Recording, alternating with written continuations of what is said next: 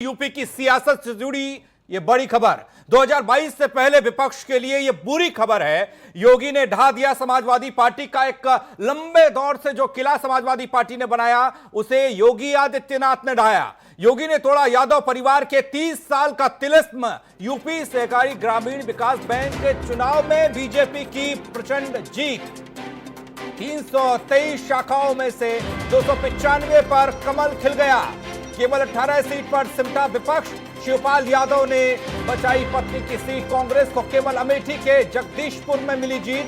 पश्चिम से पूर्वांचल तक सपा का किला ध्वस्त हो गया। 1991 से यादव परिवार सहकारिता का शहंशाह था, बादशाह था, लेकिन आज योगी आदित्यनाथ ने उसे ढा दिया, उस किले को ढा दिया। 1991 से अब तक सहकारिता क्षेत्र में समाजवादी पार्टी खासकर यादव परिवार का एकाधिकार रहा और उस एकाधिकार को खत्म करने का काम उत्तर प्रदेश में योगी आदित्यनाथ ने किया है। यूपी की सियासत से जुड़ी ये बड़ी खबर और आगे के संकेत भी यहां से मिल चुके हैं। 2022 की अगर बात करें, चुनाव की अगर बात करें तो उससे पहले ये संकेत भर हैं। यूपी में योगी ने तोड़ा समाजवादी पार्टी का तिलिस्म। बड़ी खबर यूपी सहकारी ग्रामीण बैंकों के चुनाव को लेकर यह खबर। 223 शाखाओं में से 295 पर बीजेपी का कब्जा। केवल 18 सीट पर सिमटा विपक्ष। शिवपाल यादव ने हालांकि पत्नी की कुर्सी बचा ली, लेकिन आगे के संकेत इन चुनावों से जरूर मिल गए। 2022 से पहले विपक्ष ने जिस तरह से मेहनत की थी वो मेहनत जमीन पर दिखाई नहीं दी और योगी आदित्यनाथ ने किला ढा दिया समाजवादी पार्टी का, यादव कुनबे का। योगी ने तोड़ा यादव परिवार के 30 साल का ये तिलिस्म और संकेत विधानसभा चुनाव के साफ तौर पर दिख गए। यूपी सहकारी ग्रामीण विकास बैंकों के चुनाव में बीजेपी की प्रचंड जीत हुई है। ये मायावती के मुख्यमंत्री रहते नहीं हुआ, जब वहां भी यादव परिवार का दखल एक लंबे दौर से 1991 से लेकर अब तक सिर्फ और सिर्फ यादव कुनबा। केवल 18 सीट पर सिमटा विपक्ष इस बार।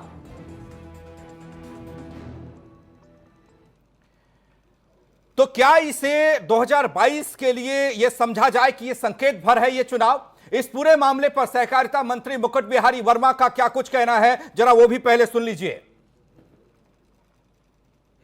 इन 323 में 10 का चुनाव तो नहीं हो पाया है, किंतु जिन 313 का चुनाव हुआ है उनमें 295 बीजेपी के पक्षधर निकले हैं और रेस्ट विभिन्न दलों के लोग हैं।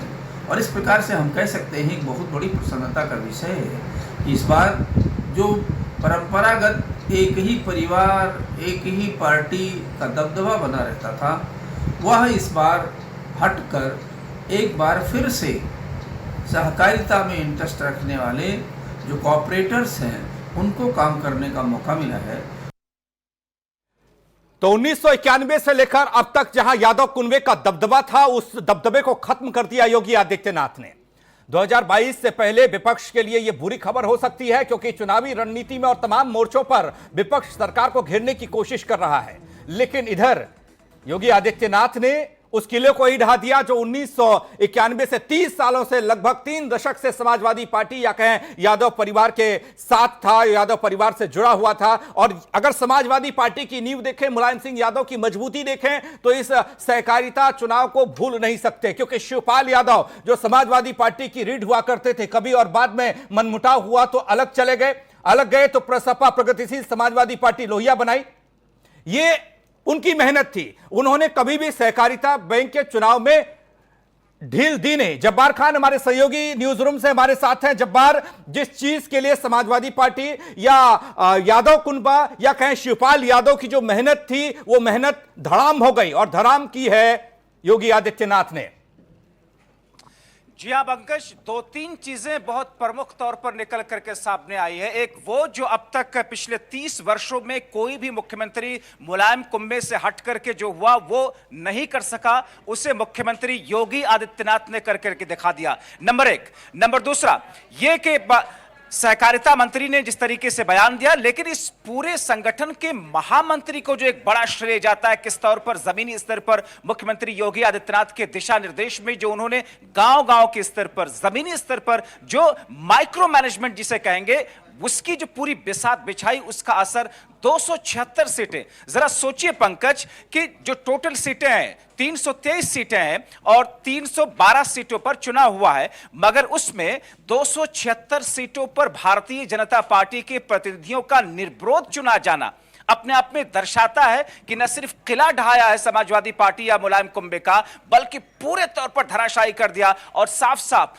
जमीन पर, गांव पर, ग्रामीण इलाकों में लोगों के सियासी रग, सियासी नब्ज किस तौर पर है, मुख्यमंत्री योगी आदित्यनाथ ने बखूबी समझा, परखा और दिशा निर्देश एक तय करके जो संगठन के महामंत्री हैं उनको लाइन ऑफ एक्शन दे करके जमीनी स्तर पर काम करने के लिए लगाया। मगर जिस तरीके से इस पूरे माइक्रो मैनेजमेंट को जमीनी स्तर पर लागू किया गया, उसका असर 276 निर्विरोध चुन करके आए, महज 18 सीटों पर विपक्षी दलों को कामयाबी हासिल हुई है और उसमें भी शिवपाल सिंह यादव और उनकी पत्नी अपनी सीट बचा पाए हैं और कुछ दूसरे लोग हैं, दूसरे नेता हैं। एक सीट पर कांग्रेस पार्टी को कामयाबी हासिल हुई है। इसका सीधा सीधा पंकज, इसका रिफ्लेक्शन जो है वो सीधा सीधा आने वाले उत्तर प्रदेश के विधानसभा चुनाव से जोड़ करके देखा जा रहा है, क्योंकि जिस अंदाज में समाजवादी पार्टी ने जो एक 1990 का वक्त आपको याद होगा, किस तौर पर अखिलेश यादव से पहले, उस वक्त अखिलेश यादव की एंट्री नहीं थी, शिवपाल सिंह यादव, मुलायम सिंह यादव दोनों ने मिलकर के जो एक रणनीति बनाई, लगातार शिवपाल सिंह यादव 1994 से उस रणनीति पर काम भी हुआ। लेकिन अब सबसे बड़ी चिंता की बात तो यह है कि जहां विपक्षी पार्टियां, चाहे समाजवादी पार्टी हो, कांग्रेस हो, बहुजन समाज पार्टी हो, ये सरकार को घेर रही हैं और रणनीति है विधानसभा चुनाव को लेकर और चुनाव में बेहतर प्रदर्शन के लिए। लेकिन उससे पहले सहकारिता चुनाव में धड़ाम होना कहीं ना कहीं खतरे की घंटी है। हमारे साथ तमाम मेहमान भी हैं। आदित्य के पास हम लखनऊ चल रहे हैं, हमारे सहयोगी आदित्य हमारे साथ जुड़े हुए हैं। आदित्य, किस तरीके से देखा जाए, क्योंकि एक लंबे दौर की बादशाहत को खत्म किया योगी आदित्यनाथ ने, क्या यह विपक्षी पार्टियों के लिए, खासकर यादव कुनबे के लिए एक बड़ा झटका है?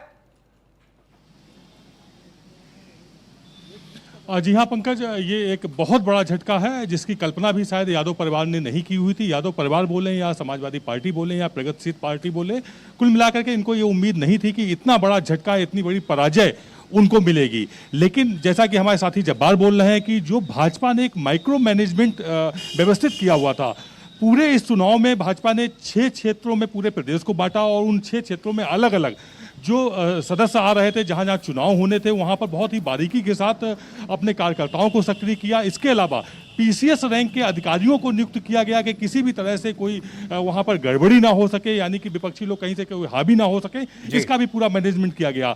इसमें कहीं ना कहीं योगी सरकार की जितनी बड़ी उपलब्धि है, उतनी ही बड़ी उपलब्धि कहीं ना कहीं भाजपा संगठन की भी है। जी, भाजपा संगठन की उपलब्धि। मैं एक सवाल आदित्य से करना चाह रहा हूं। बिल्कुल बिल्कुल, जल्दी। जिस अंदाज में ये पूरा माइक्रो मैनेजमेंट, मगर आपकी बातचीत हुई होगी विरोधी दलों से, समाजवादी पार्टी से, क्योंकि समाजवादी पार्टी के लिए एक झटका नहीं बल्कि 2022 के विधानसभा चुनाव को लेकर के एक आईना दिख रहा है उनको। क्या कहना है उनकी शिकस्त के पीछे, उनको क्या लगता है आदित्य?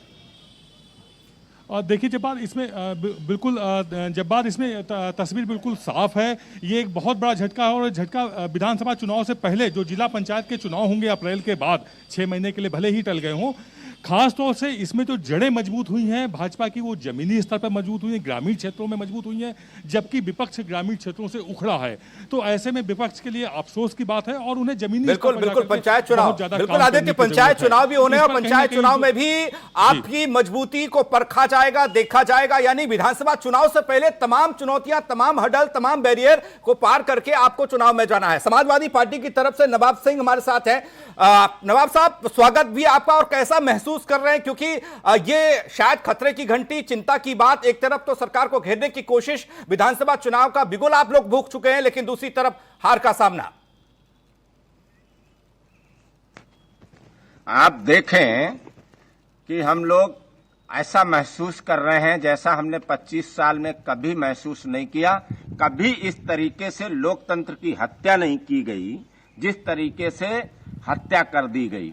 आप खुलेआम पर्चा नहीं दाखिल करने दिया गया। लड़ भिड़ के जब पर्चा 3 जगह हम लोगों ने दाखिल कराए हैं, तो उसके बाद वोट पंकज, नहीं डालने दिया नवाब गया। साहब आप सवाल को घुमा रहे हैं। एक सेकंड नवाब तो- साहब, अगर आपको मेरी आवाज आ रही है, आपसे ये नहीं पूछ रहे हैं कि 11 जी। सीटों पर चुनाव क्यों नहीं हो पाया, आपसे हमारे सहयोगी ने ये पूछा है कि ऐसा हुआ क्यों, इसके पीछे की वजह क्या मानते हैं आप? जहां पर एक क्षेत्र आपका राज था, अचानक शून्य पे चले गए। और आप तो कन्नौज इसकी से आते हैं वजह जनाब। है भारतीय जनता पार्टी लोकतंत्र की हत्या कर रही है, तानाशाही सरकार है। अरे नवाब और साहब, ये सिर्फ कह भारतीय देने से जनता भारतीय जनता पार्टी पार्टी चुनाव नहीं लड़ लोकतंत्र की रही, हत्या कर पुलिस रही है। प्रशासन लड़ रहा, जिला कोई तर्क प्रशासन तो चुनाव दीजिए, लड़ रहा है। कहां पर कमी रह गई, कहां पर हत्या हुई? तर्क तो तर्क हमारा देंगे। तर्क ये है, मतदान प्रतिशत कितना है? 6000 वोट थे, वहाँ 600 वोट पड़ते हैं और अपने हाथ डाल लिए जाते हैं। कमाल करते हैं आखिर नवाब साहब, 10% कमाल वोट करते क्यों हैं। पड़े? आपके वोटर्स को क्या बीजेपी के कार्यकर्ताओं ने रोका मतदान तक जाने के लिए? आप किस किस्म की बातें करते हैं? आप तो एक सम्मानित प्रवक्ता रोका हैं, नहीं, आप एक बीजेपी के तजुर्बेकार नेता हैं। कार्यकर्ताओं ने रोका, पुलिस प्रशासन ने रोका, पर्चियां फाड़ दी। नवाब साहब, एक मजबूत तर्क की उम्मीद थी आपसे। वो कहावत है ना, किसी यानी बिल्ली खंबा नोचे, और इस तरीके से तर्क से नहीं होता। चलिए, हमारे सहयोगी जवाब कन्नौज से मौजूद हैं और कन्नौज से ही नवाब साहब बैठे हुए हैं। और कन्नौज का इलाका कौन भूल सकता है, समाजवादी पार्टी, अखिलेश यादव, नवाब साहब, डिम्पल यादव। एक आईना देखिए। अवध से 65 सीटों में 63 सीट पर बीजेपी जीतती है, पश्चिम की 59 सीटों में 55 सीटों पर बीजेपी जीतती है, काशी के 38 में से 33 में बीजेपी। सुन लीजिए, गोरखपुर से 34 में से 30, कानपुर में 45 में से 34, 82 में से 78। आप कह रहे हैं लोकतंत्र की हत्या। सर्टिफिकेट दे दीजिए, लेकिन सर, एक बात अपनी समझ नाकामियों लीजिए, को स्वीकार हर करना भी तानाशाह तो अपनी सीखिए। कब्र का इंतजाम स्वयं करता है। ये लोग अमित आप बताइएगा नवाब साहब कितने सही और कितने झूठ जबार। एक मिनट रुकिएगा प्लीज। चले गए। अमित हमारे सहयोगी कन्नौज से ही बने हुए हैं और कन्नौज में ही नवाब साहब मौजूद हैं और आरोप लगा रहे हैं कि वोट नहीं करने दिया या नहीं करने। इसका मतलब कि पिछले चुनाव में जब यादव कुनबे का यहां पर एक क्षेत्र राज था, उन्होंने भी किसी को वोट नहीं करने दिया होगा, इसीलिए उनका एक क्षेत्र राज रहा होगा। अमित, क्या कुछ कहेंगे आप? कितनी सच्चाई है नवाब साहब के बयानों में और इस तर्क में कितना दम? जी बिल्कुल बता दें, ये जो जिस तरह का चुनाव हुआ है यहाँ पर, कहीं ना कहीं ये सपा के ऊपर एक बड़ा प्रश्न चिन्ह लग चुका है, क्योंकि जिस तरह से चुनाव हुआ, जिस तरह से इनका पूरा वर्चस्व था यहाँ पर, और यहाँ पर जो 4 जगह चुनाव हुआ, यहाँ पर 3 जगह निर्विरोध हुआ है, एक जगह चुनाव जो प्रतिशत रहा है वो बहुत कम हुआ है। हालांकि लगातार सपा चुनाव के दौरान ही ये आरोप लगाती रही है कि मुझको पहले तो नामांकन नवाब के साहब समय सुन लीजिए, नामांकन थोड़ा नहीं सा बनने सुन दिया लीजिए, गया। थोड़ा सुन लीजिए, क्या दिक्कत है, आगे काम आएगा। नामांकन के दौरान जिस तरह से यहाँ पर अराजकता देखने को मिली थी, लगातार समाजवादी पार्टी के कार्यकर्ता, यहाँ पर जो बड़े नेता थे, वो आरोप लगा रहे थे कि हमको यहाँ पर नामांकन नहीं करने दिया जा रहा। लगातार यहाँ पर जो पुलिस बल है वो एक तरफा कार्रवाई कर रहा है, और जिसके बाद इनके कई जगह पे पर्चे भी खारिज हो गए थे। तो ऐसे तमाम चीजें आई और उसमें एक विवाद की स्थिति भी पैदा हुई थी। जब दोनों पार्टियों में घमासान हुआ था, तो कहीं ना कहीं एक बड़ी क्षति ये सपा के लिए हो गई है। दीपक मिश्रा हमारे साथ अमित हैं, सपा से हैं और समाजवादी पार्टी के साथ लंबे वक्त तक रहे हैं, और सर पर जो लाल टोपी है वो निशानी इस बात की है कि लोहिया के पद चिन्हों पर समाजवादी पार्टी या प्रगतिशील समाजवादी आगे चलती है। आपके पास में आ रहा हूं दीपक, जिस तरीके से आप लोगों ने मेहनत की और आप लोग जमीन पर आपने काम किया, उस काम का परिणाम ये रहा कि एक वक्त तक 30 साल तक यादव कुनबे का समाजवादी पार्टी का राज रहा। लेकिन आज जिस तरह के तर्क दिए जा रहे हैं, जो बदलाव हो रहा है उसे एक्सेप्ट नहीं किया जा रहा है और तर्क यह दिया जा रहा है कि चुनाव होने नहीं दिया, आप क्या कहेंगे?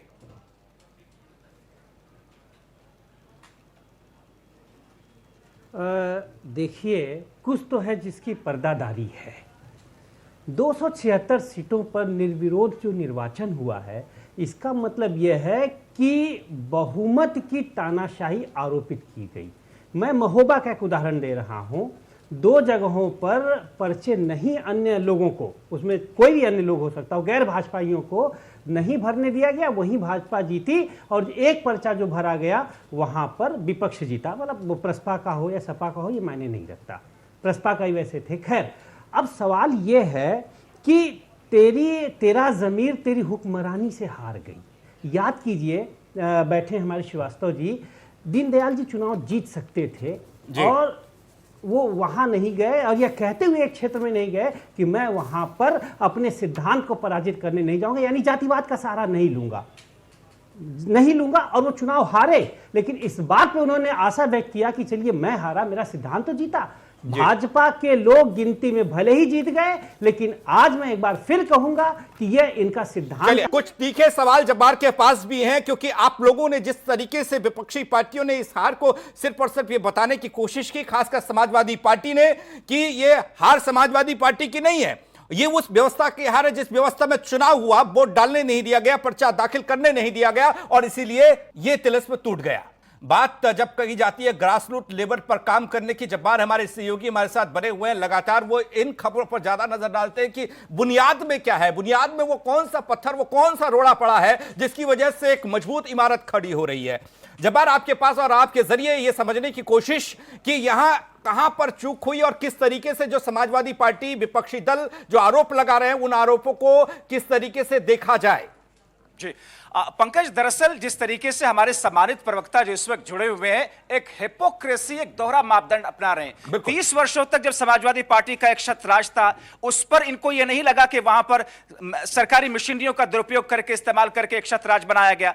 आज जब एक नई मेहनत, एक नई कोशिश के जरिए से कोई दूसरी पार्टी उस सत्ता पर काबिज होती है, उस जगह आती है, तो उस नाकामी को डाइजेस्ट नहीं कर पाते हैं। अगर दीपक मिश्रा जी हमारे साथ जुड़े हैं तो उनसे मैं सीधा सवाल यह करूंगा। बिल्कुल जुड़े। दीपक जी, आपको आवाज आ रही है? बिल्कुल बिल्कुल जुड़े। दीपक जी, आप ये कह रहे हैं कि आपके या गैर भाजपा के 2 उम्मीदवारों का नामांकन नहीं करने दिया गया।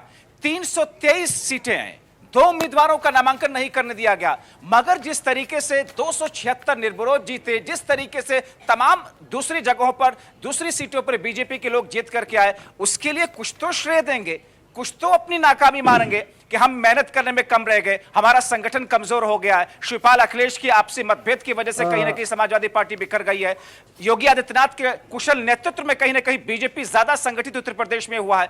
कुछ तो श्रेय देना सीखिए सर, कुछ तो नाकामियों को एक्सेप्ट करना सीखिए। आपसे उम्मीद करेंगे दीपक जी।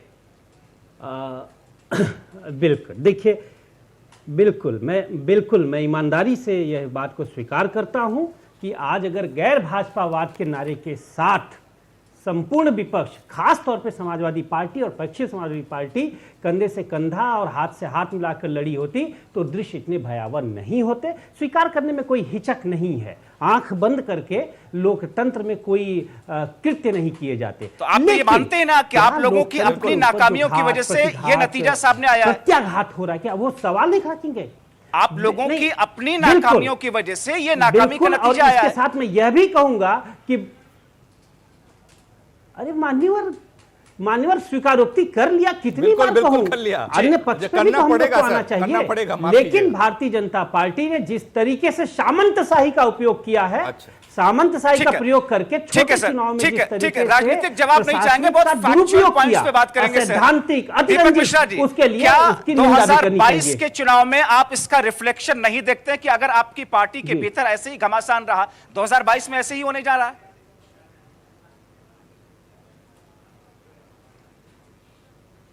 बिल्कुल नहीं।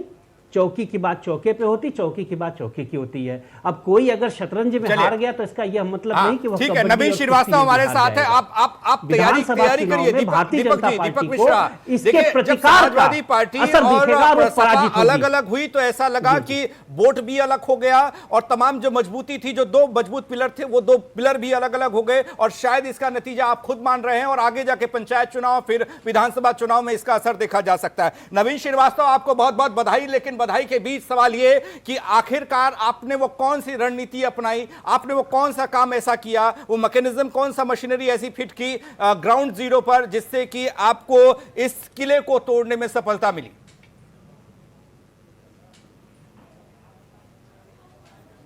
और दुरुपयोग करने की कला कहां से सीखी? देखिए, सबसे बड़ी चीज तो यह है कि लोकतंत्र में हमको सबको संवैधानिक संस्थाओं पर विश्वास रखना चाहिए, उसके ऊपर पूरा भरोसा रखना चाहिए जी। ऐसा ना हो कि हम चुनाव हार जाएं तो कहें साहब चुनाव आयोग खराब है, ईवीएम मशीनें खराब हैं, न्यायालयों के फैसले हमारे पक्ष में आए तो हम न्यायालयों पर आरोप लगाएं। देखिए, 30 वर्षों तक अगर समाजवादी पार्टी या एक परिवार विशेष का दबदबा था तो मैं आज जैसे विपक्ष कर रहा, मैं ये नहीं कहूंगा कि आपने अपनी प्रशासनिक गुंडई के दम पर या किसी अन्य प्रकार के दम पर आपने उस पर कब्जा कर रखा था। कहीं ना कहीं वह शिवपाल जी और मुलायम सिंह जी की मेहनत थी। जो मेहनत आज के विपक्ष में श्रीमान अखिलेश यादव, आज इतनी बड़ी करारी हार हुई है लेकिन आज उनका एक भी ट्वीट नहीं कहीं देखने को मिला, निचले स्तर के कार्यकर्ताओं के बिल्कुल, साथ जब मेहनत आपका का फल संवाद मिलता खत्म है हो नवीन जाएगा। श्रीवास्तव जी। तो ज्यादा वक्त जाया नहीं करते हैं और सीधे नवीन श्रीवास्तव जी के पास जाते हैं, क्योंकि अगर आपने मेहनत की हो जमीन पर और घर आप गांव आप पहुंचे हो, गांव देहात आप पहुंचे हो, तमाम लोगों से आपने संपर्क साधा हो, तो मेहनत का फल कुछ यूं मिलता है। 30 साल का बना बनाया घर जमींदोज हो जाता है। नवीन श्रीवास्तव जल्दी से अपनी बात कंप्लीट कीजिएगा सर प्लीज। मैं ये कह रहा था पंकज जी कि देखिए, विपक्ष को अब आत्ममंथन करना चाहिए, विपक्ष को स्वीकार करना चाहिए कि जनता से वो किस प्रकार से कट गए हैं। आज मुख्य विपक्षी नेता सिर्फ घरों में बैठे हुए हैं। कोरोना आपदा काल आई, इतना बड़ा संकट आया, लेकिन विपक्ष के नेता घरों में बैठकर सिर्फ ट्वीट करते रहे। भारतीय जनता पार्टी की सरकार, योगी आदित्यनाथ जी के नेतृत्व की सरकार और उत्तर प्रदेश में भारतीय जनता पार्टी का संगठन, यशस्वी अध्यक्ष स्वतंत्र देव सिंह जी और महामंत्री संगठन सुनील बंसल के नेतृत्व में जिस प्रकार से कोरोना काल में हमने जरूरतमंद लोगों के लिए काम किया, जिस प्रकार से जनता से जुड़े हुए मुद्दों पर हम लगातार उनके साथ रहे, उसका यह परिणाम है कि आज ऐसे चुनाव में जहां भारतीय जनता पार्टी जहां पर कभी कुछ नहीं कर पाती थी या बहुत कभी कुछ नहीं कर पाती थी, वहां आज बहुत कुछ करने की स्थिति में आ गई। और ये स्थिति बनी कैसे? ये स्थिति मेहनत से बनी है। जब्बार हमारे सहयोगी लगातार हमारे साथ बने हुए हैं। जब्बार, वाकई में मेहनत का फल मीठा होता है ये कहते हैं, और सब्र का फल भी मीठा होता है। और एक लंबा वक्त लगा जिस काम को राजनाथ सिंह, कल्याण सिंह, मायावती को जनता तक पहुंचाने का काम ये लोग नहीं कर पाए, बड़े नाम नहीं कर पाए, और उनके दौर में ये नहीं हो पाया। ये योगी आदित्यनाथ के दौर में हो गया। बैठ के सिर्फ ऐसी कमरों में बैठ कर ट्विटर करते रहे। बिल्कुल बिल्कुल सच है नवीन श्रीवास्तव जी, सच है। सियासी लोगों के लिए ये सच है कि एसी के कमरों में बैठकर रणनीतियां बनती हैं, तो श्रीवास्तव से जीतेंगे जनाब। नवीन श्रीवास्तव जी, आपसे उम्मीद ये कर रहे थे कि आप उन बिंदुओं के आधार पर अपना जवाब रखेंगे, उन बिंदुओं के आधार पर अपना जवाब रखेंगे। संघर्ष कर रहा था नवाब साहब, जब संघर्ष हुआ परिणाम आपको मिला, 30 साल तक परिणाम आपको मिला, आपकी झोली में आती रही सीटें। भारतीय जनता पार्टी सिर्फ एक है, अरे जब्बार जी, कि हम हम सबका साथ सबका विकास। आप जिस जमीनी हकीकत पर सवाल उठा रहे हैं, नीरज हमारे सहयोगी बने हुए हैं हमारे साथ। मतदान कैसे हुआ? नीरज अवस्थी के पास कानपुर चल रहे हैं और जानते हैं कि वाकई में आपके आरोपों में दम है या फिर कुछ और। नीरज, बताइएगा जो आरोप लग रहे हैं वो क्यों लग रहे हैं और कितनी मेहनत बीजेपी की थी? किया गया।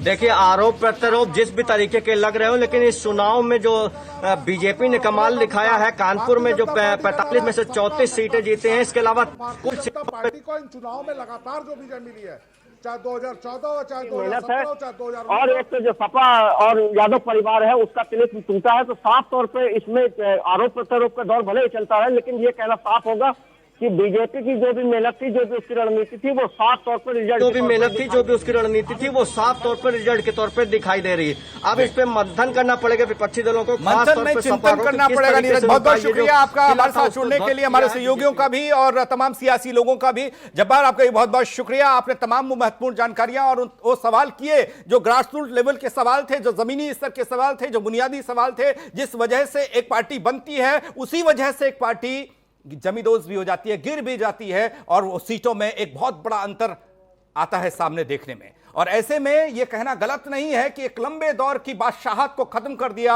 योगी आदित्यनाथ ने, जिसको कल्याण सिंह नहीं कर पाए, राजनाथ सिंह के दौर में नहीं हुआ, बसपा के दौर में नहीं हुआ, बहन जी के दौर में, लेकिन योगी आदित्यनाथ जी के दौर में हो गया। इस खास कार्यक्रम में फिलहाल इतना ही। बाकी खबरों के लिए बने रहिए 9 टीवी के साथ, सिर्फ खबर के लिए।